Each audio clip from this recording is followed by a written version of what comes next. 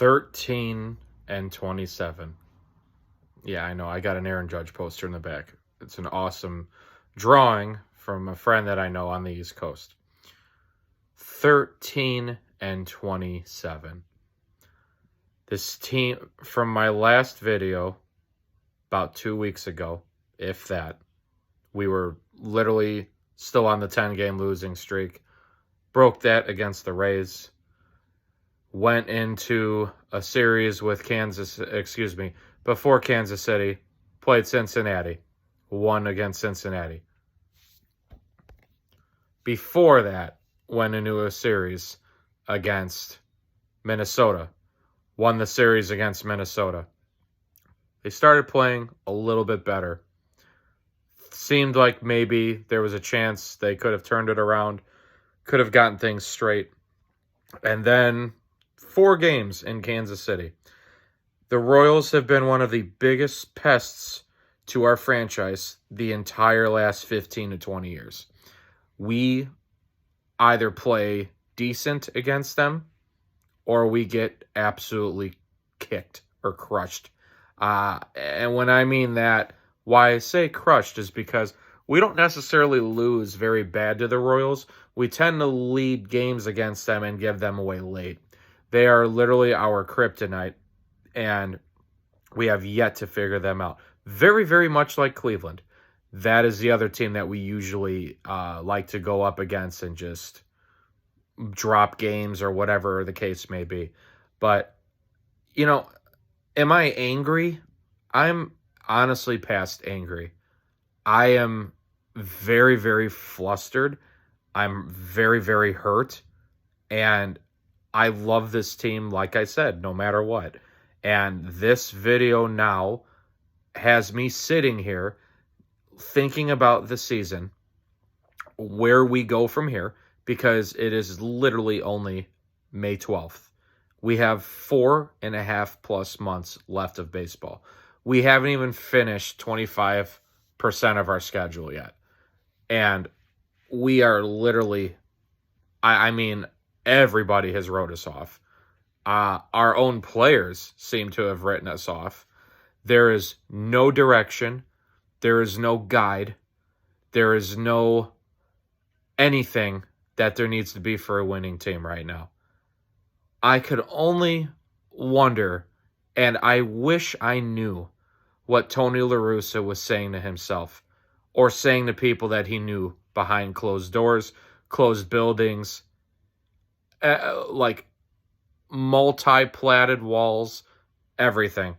I wish I could hear what he was saying right now, because it is unbelievable the job that man did now.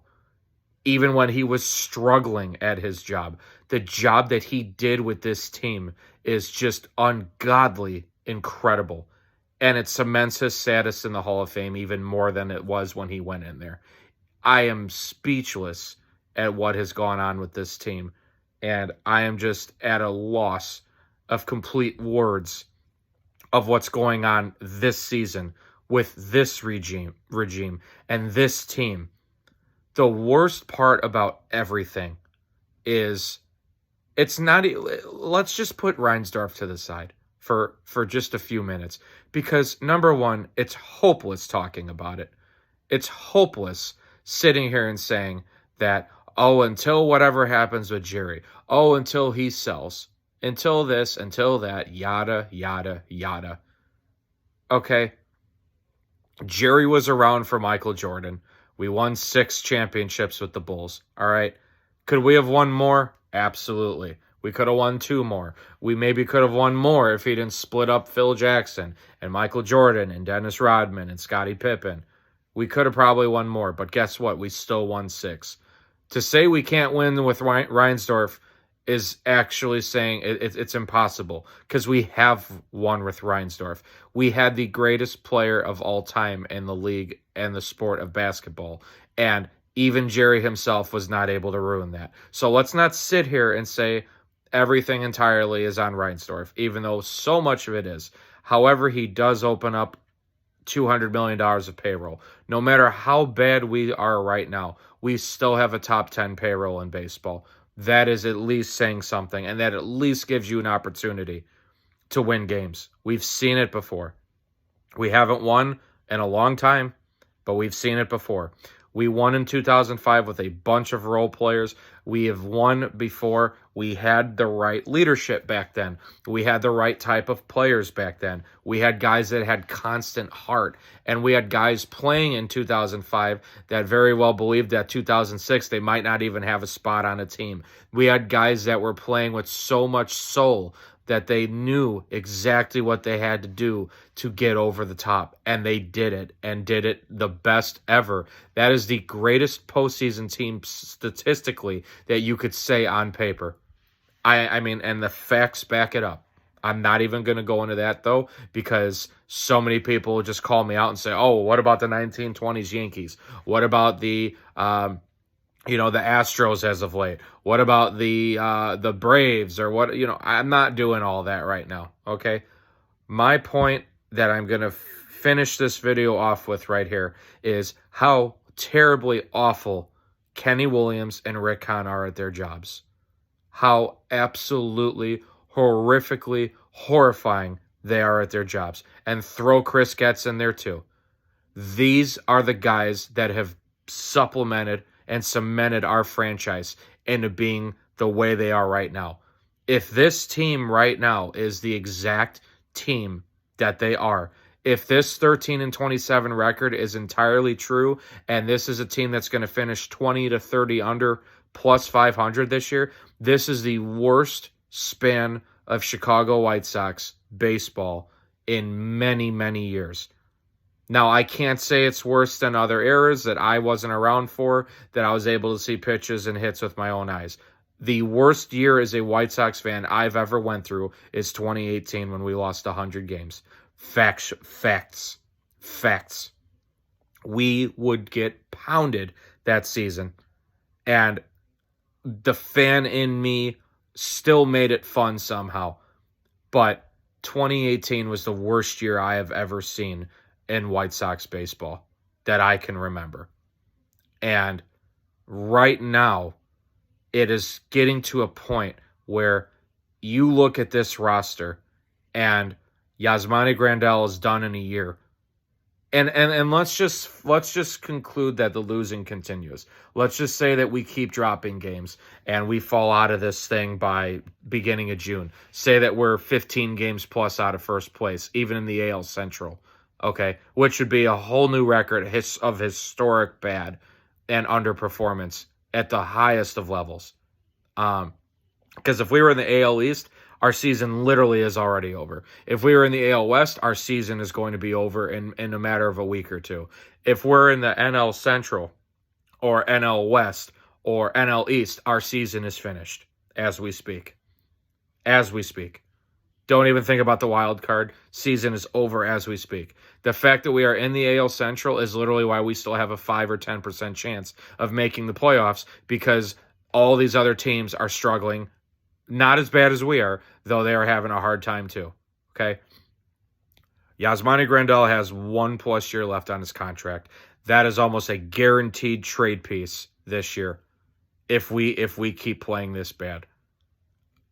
At first base, you literally already let Jose Abreu go. Our first baseman was playing for the Houston Astros. That was the heart and soul and leader of our team. If anybody needed to know who the leader was and anybody needed to know what kept that team together, that was Pito Jose Abreu. That is the guy that kept this franchise together for 9 effing seasons. That man did it. Build his statue, retire his number, do whatever you need to do to appreciate him now because you didn't before. Do it now, because that is what you lost in the offseason that you said was replaceable. And this is no hit or shame to Andrew Vaughn. He is only going to get better. I certainly hope so. I really do, because I'll tell you, he is as natural. I'm more impressed with Vaughn now than I was even 2 or 3 years ago, because he has come up with this team and performed when we have some of the worst drafting and some of the worst development in the entire major and minor league scheme of baseball. in the entire industry. This is all Rick. This is all Kenny. This is all Chris Getz. This is our coaches in the minor leagues. This is our coaches in the major league level. Name it, say it. This is what's going on. Vaughn is probably the second highest rated player we have in our entire organization, only behind Dylan Cease. And I'm going to put Dylan Cease at number one because we've seen a Cy Young and we've seen what he has done. We have seen him and we know what he can do, and other teams do too. They would pay a fortune to grab him and develop him further than we are and what we have, if we've even developed him, because maybe the Cubs did. Maybe the Cubs did, and then we were able to just reap the rewards, okay? But he's a Scott Boras client. If you think he's coming back right now, you got another thing coming, and that's coming up real quick in about 2 to 3 years from now. That's coming up fast, okay? Let's keep going around. Second base, wide open. Elvis Andrus, that was the right move to do at the time, because they were not able to get another second baseman. They weren't able to go get Gene Segura. They weren't able to go trade for Luis Ariz. That was the right move. The guy played his way into the team this year from last year. That was the correct move. Is it long-term? Was it going to work out necessarily this year? No, and we're seeing that right now. He's just too old, and he can't keep doing this as a starter, okay? Timmy at shortstop. He's going to get traded this year because they will not pay him $200 million plus if they're going to be in the standings like this. There's just no way.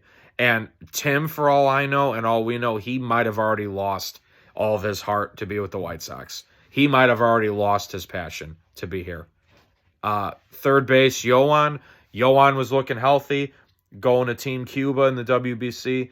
He was off to a very scorching hot start before he got hurt. Let's hope he comes back. But that's another guy that other teams are going to be looking at. You go in the rotation, Lance Lynn, I believe he still will turn it around. He's been so freaking good for so many years of his career, an elite. I don't know if that's ever going to get back there, but I do think he'll turn it around. If he does, I guarantee he'll be traded this year because they won't even take another chance with him one more year. If this is it, okay? Then you go to Mike Clevenger. Straight one-year deal. You trade and get whatever you can for him because somebody will pick him up if he's got reasonable numbers. That's pretty much the rotations. And then Kopech. Kopech, I don't know what's going on. He looks miserable. He looks like he is so out of place right now. And I don't know if it's cats, what he's doing with these guys, if they're at a complete philosophical disconnect, or if there's just so much wrong personally with the organization. I really wish I knew, but I could only imagine what it is right now. And I have a damn good feeling of what I do know, but I'll leave that out of the conversation. But that's another guy that another team would be craving to get their hands on because they know the potential in him. And then you go to Eloy. Eloy just is constantly cursed with injury, but another guy that another team would do anything to get because they know they can turn him into something. Luis Robert. Vaughn, Robert, and Cease is literally like our core right now. And then you go into right field, Benintendi, good player, solid player, already well-developed. He's already been in his prime and maybe even past, but he's still a great player. I really do. I believe that. I really believe he's a great player. But you go to the bullpen, Liam Hendricks just getting back. Not any way that he is going to stay with this team if they keep this up. He will be traded to a contender. And all the teams that will want these players are contenders because they are good players. And that's why I can't believe how bad this is right now with Greifel, Montoyo. I can't believe how bad we are right now for the talent that we do have. Look at Jake Diekman. Jake Diekman went to Tampa Bay on a major league contract, and he was awful with us. Jake Diekman went there. They believe they can turn him around, and that's the best team in baseball. That's the best drafting and developing team in baseball, and they took a chance on Diekman. What does that tell you? Look at Kimbrel. Philadelphia was just in the World Series. They signed him this year. I don't care what his stats are. It doesn't matter. What matters is the teams and the interest that's there for him. I know Dave Dombrowski's always had him. What is Dave Dombrowski? He's a winner. He's one of the best presidents of all time in the sport. There's a reason why he's still in jobs and getting president jobs. What the White Sox need to do, and Bummer's been completely lost. Lopez has been completely lost. Their control is gone. Their confidence is gone. Everything is gone. They just had a team meeting today for their record with their new manager that was going to preach all these things and do all these things. Tony already kicked his ass in at 82 years old, but literally now, not only does he lose 3 out of 4 games to his team that got rid of him, did not want him at manager twice. They let him go, and they beat us 3 out of 4, and they're trying to lose this year. And then, right now, against Houston, you have Abreu coming back. You thought there would have been some energy there. One run tonight. 6 walks for Kopech. How many? Dylan Cease just had 6 walks the other day. I mean, this is rookie type concerns. This is 1 or 2 second-year rookie concerns. These guys are almost veterans now. I mean, we can't be seeing this anymore. This is all drafting and developing. I've said it for freaking years. It's got to change. It had to change with the Bulls. It's got to change with the White Sox. It's changed multiple times with the Bears. In my lifetime, I've seen 4 different new regimes already, and I'm not even 30 yet. That's incredible. I mean, that also shows the dysfunction of that organization. But at least they make moves. That's one thing with McCaskey. At least he'll give up on something after 3 years or 2 years if it's wrong. That's one thing about McCaskey that I actually do approve of. The White Sox, no. The Bulls, no. They let everybody just stay in their job no matter what. The Cubs, they move on. They're doing better. Look at their team. Maybe we should call Theo Epstein on the South Side. Maybe we should give him a president title. And if you're not going to get Theo, call the Tampa Bay Rays. Or call the Atlanta Braves. Those are the only 2 organizations you should even have any discussion or talks with. Rick Hahn and Kenny Williams need to be gone before June 1st for this season to be worth it. Because if those guys do get fired, I don't care what they've done in the good or anything. They're destroying this franchise. They're killing this team, and they're just sitting there not taking any accountability, and it's disgusting. They think they're more hurt than some of us diehard fans. They're not. They're not. Otherwise, they would have fixed this, or they would have gotten the right people in there a long freaking time ago. But they're not. The Tampa Bay Rays, the Atlanta Braves, the only 2 organizations that you talk to and bring an executive in here and give them whatever the hell they want. Give them whatever they want resource-wise. They will be great for Jerry. They will bring his payroll way down. You know why? Because they're going to draft and they're going to develop players. That is what we need in the south side of Chicago. This sucks. This is a team that was supposed to be by nationally ranked people, a World Series contender for years to come. We're in the years to come, and we're in the years to past already, and we still are wondering what's going on. And Rick and Kenny just sit up there and say, we are a good enough team. We're ready. We're right there. That's why they only did 2 moves all the last winter. That's why they only signed Mike Clevenger. That's why they only signed Andrew Benintendi, because they believed that they were a winning organization, and they believed they didn't have to do anything, and they're trying to take advantage of the AL Central. And even doing that, it has still not worked. And there is 1 team over 500 out of 4 others in the division right now. That is sickening. And it's got to improve.